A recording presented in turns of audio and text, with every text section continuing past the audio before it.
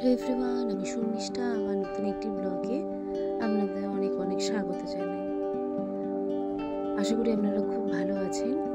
তো আশা করি আপনারা সবাই টাইটেল থাম্বনেল দেখে বুঝতে পেরে গেছেন যে আজকের ভিডিওটা কী হতে চলেছে। আমি পেলিংয়েরই আরেকটি পার্ট নিয়ে এসে গেছি। তবে পেলিংয়ের একটি খুব সুন্দর একটি মনস্ট্রি নিয়ে এই ব্লগটি শুরু। পেলিংয়ে সৌন্দর্যের মাঝখানে দাঁড়িয়ে আছে এই মঠটি। পেমাং সে মঠে আপনাদের অনেক স্বাগত জানাই। তো যথারীতি আমরা মঠের গেটে চলে এসেছি। চলুন আস্তে আস্তে আমরা মঠের কাছে যাব, দেখতে থাকুন। প্রেমায়াত সে যে মনাস্ট্রিতে যাচ্ছি তার নাম হচ্ছে প্রেমায়াত সে। তো প্রেমায়াত সে কথাটির একটি অর্থ হলো নিখুঁত মহৎ পদ্ম, এবং এটিকে মানব দেহের 4টি প্রলেপের একটি প্রতিনিধিত্ব করে। এখানে সাংখা নামে একটি ছোট মন্দির হিসাবে শুরু হয়েছিল, যা 1650 থেকে 1651 খ্রিস্টাব্দের মধ্যে। 1705 সালে এই মন্দিরটি পরবর্তীতে বর্তমান স্থানে স্থানান্তরিত হয় এবং ছোগদের নামগিয়াল এবং লামা খানচেন রোলপাই দর্জে দ্বারা জন্মগ্রহণকারী গুরু পদ্ম সম্ভবের সম্মানে এই মঠটি হিময় মঠ হিসাবে প্রতিষ্ঠিত হয়।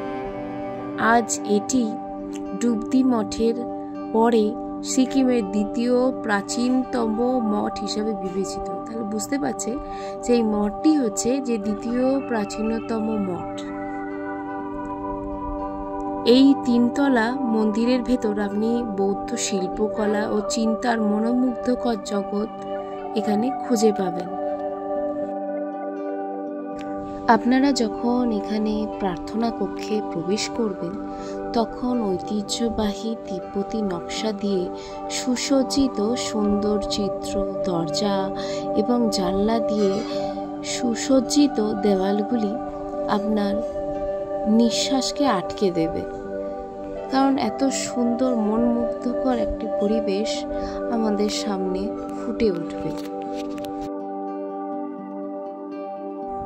মঠটিতে বেশ কয়েকটি প্রাচীন মূর্তি এবং প্রাচীন ধর্মগ্রন্থও রয়েছে। পদ্মসম্ভব সহ সাধু এবং রিনপোচে এর চমৎকার ভাস্কর্যগুলিও আপনাকে তাদের মহিমা দিয়ে অবাক করে তুলবে। কিন্তু প্লেমাংটসে কেবল অতীত যুগের স্মৃতিস্তম্ভের চেয়েও বেশি কিছু। এটি সিকিমের মিন্ড্রলি বংশের অনুসরণকারী সমস্ত মঠের পিতামাতা। 100রও বেশি সন্ন্যাসী অধ্যবসায়ের সাথে এর পবিত্র অনুশীলনগুলি সমর্থন করে। এই মঠটির প্রাচীন জ্ঞানের এক অবিচল লক্ষ্য, ভবিষ্যৎ প্রজন্মের জন্য এর সংরক্ষণ নিশ্চিত করে। কথা বলতে বলতে আমরা মঠের সামনের দিকে অর্থাৎ এন্ট্রির এখানে চলে এসেছি। চলুন আস্তে আস্তে আমরা বাইরে জুতো রাখার ব্যবস্থা আছে, সেখানে রেখে এরপর আস্তে আস্তে ভেতরে প্রবেশ করি।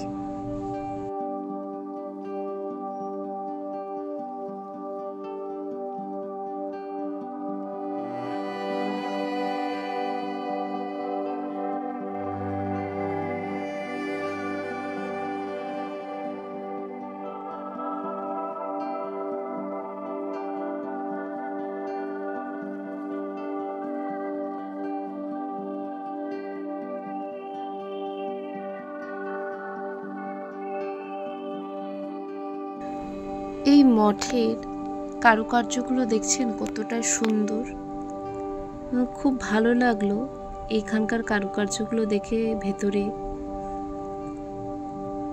চলুন আস্তে আস্তে ভেতরে গিয়ে আপনাদের পুরোটা আমি আস্তে আস্তে দেখাচ্ছি।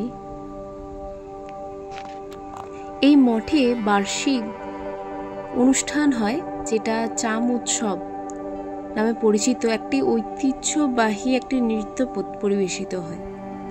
পবিত্র নৃত্যগুলো গুরু পদ্মসম্ভবের ক্রোধময় প্রকাশ, গুরু দ্রাকমার প্রতীক হিসাবে কাজ করে এবং বর্তমান জীবনে সৌভাগ্য ও দীর্ঘায়ু, সুরক্ষা, সুখ, সমৃদ্ধি, আশীর্বাদ প্রার্থনা করা হয়। সেই সাথে পরবর্তী জীবনে একটি ভালো জন্মের জন্য নিরাপত্তাও কামনা করা হয়।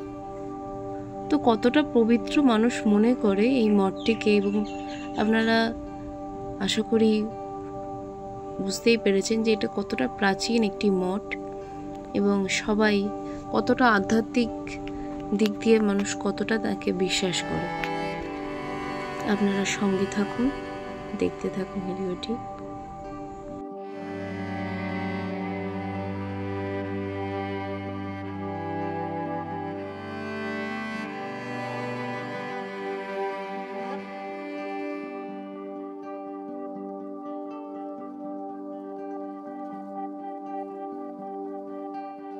মঠের ভেতরের পরিবেশ সত্যি খুব শান্ত, মনোমুগ্ধকর। দেখতেই পাচ্ছেন, আমি চেষ্টা করব আপনাদের সামনে যতটা সম্ভব তুলে ধরার। দেখতেই পাচ্ছেন, এখানে আমি আর বেশি কিছু বলবো না, আপনারা পুরো ভিডিওটা দেখুন। আর যারা আমার চ্যানেলে নতুন ভিডিও দেখছেন তারা সবাই সাপোর্ট করবেন, পাশে থাকবেন, বেল আইকনটি অন রাখবে যাতে পরবর্তী ভিডিওর নোটিফিকেশন আপনারা সঙ্গে সঙ্গে পান।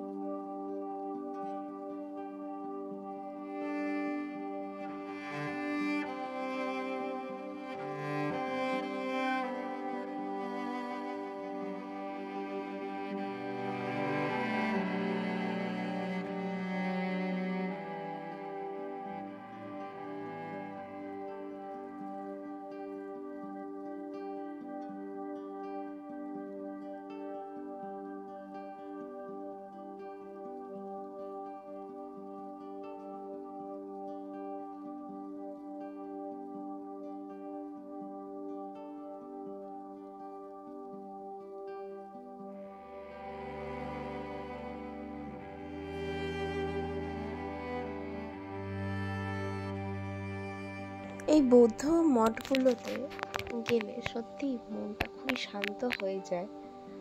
আর এখানকার যে ভাস্কর্য, যে স্থাপত্য আছে, যে খুব সুন্দর সুন্দর কারুকার্য আছে এই মঠগুলোতে, সত্যি মন ভরে যায়। খুব নিখুঁতভাবে ফুটিয়ে তোলা বুদ্ধদেবের বিভিন্ন বাণী থেকে শুরু করে তার জীবনের অংশ তুলে ধরা হয়। ভাল লাগে। দেখতেই পাচ্ছেন চিত্রের মাধ্যমে কত সুন্দর ফুটিয়ে তোলা হয়েছে। প্রত্যেকটা চিত্রের এই মানে আছে, কিন্তু আমি তো অত জানি না, আশা করি আপনারা দেখতে থাকুন। এখানে এই যে স্ট্যাচুটা আছে, আমরা যেমন ভাবি স্বর্গ, তেমনি ওখানকার স্থানীয় একজন আমাকে বললেন যে আপনাদের যেমন স্বর্গ আছে, যে স্বর্গ হয় না যে মারা গেলে স্বর্গে যাবে, তো স্বর্গের যে একটা আছে যে সোনার দ্বার হবে, তো সেরকম একটা কল্পনা করা হয়। তো এখানে ওনাদের কালচারে হচ্ছে ওনারা মারা গেলে তো ওই যে বিশাল বড় যে স্ট্যাচুর মতো আছে, অবয়বটা রাখা আছে, ওখানে ওনারা চলে যান। মানে ওনাদের মুক্তি হলে ঠিক এখানে ওনারা চলে আসেন। এটা ওনাদের কাছে স্বর্গের মতোই। ওনাদের কল্পনা অনুসারে এটা হয় যে এখানেই মারা যাওয়ার পর ওখানেই আসতে হয়। দেখে ভালো লাগলো, একটু নতুন জিনিস জানতে পারলাম। আমি বসেছিলাম, তো ওখানকারই স্থানীয় একজন, তো উনি ওনার ভাষায় বলছিলেন, কিন্তু আমি তো বললাম তো জানি না আপনাদের ভাষায় বুঝতে পারছি। তখন উনি ইংলিশে বললেন যে এটা এই ব্যাপার, যে আপনারা যেমন মারা গেলে স্বর্গ বলে একটা জায়গা আছে, যে স্বর্গতে খুব সুন্দর সাজানো গোছানো, তো এটা হচ্ছে ওনাদের স্বর্গ। এখানে বাইরে আসতেই এই পোষ্যদের দেখা পেলাম, বুঝতেই পারছেন। চলুন ভিডিওটি দেখতে থাকুন।